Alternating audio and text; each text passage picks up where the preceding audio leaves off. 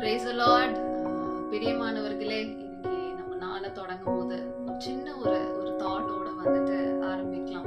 அநேக நேரத்துல நம்ம வந்துட்டு ஐயோ ஏன் நான், வை மீ அப்படின்னு அநேக காரியங்களுக்கு யோசிச்சிருக்கோம். அது ஆஃபீஸ்ல இருந்தாலும் சரி, இல்லை கிளாஸ்ல, இல்லை வீட்டுல. அநேக நேரத்துல வந்து நம்ம ஏன் நான், ஏன் எனக்கு அப்படிங்கிற காரியத்தை நம்ம நெகட்டிவாகவும் ரொம்ப ரொம்ப வந்துட்டு நம்மளே சில நேரங்கள்ல ரொம்ப குறைச்சி கொஞ்சம் இன்ஃபீரியராகவும் வந்துட்டு நினைச்சு வருத்தப்பட்ட நாட்கள் உண்டு, வருத்தப்படுற நேரங்கள் உண்டு. ஏன் வேற யாரும் கிடையாதா அப்படின்ட்டு.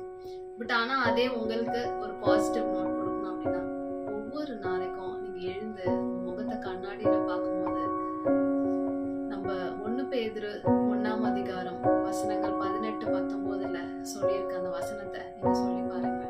நீங்க விலையேற பெற்ற குற்றமில்லாத இயேசு கிறிஸ்துவின் ரத்தத்தினால மீட்கப்பட்டீங்க. பாத்தீங்களா, நீங்க எவ்வளவு வந்துட்டு ஸ்பெஷலானவங்க அப்படின்னு.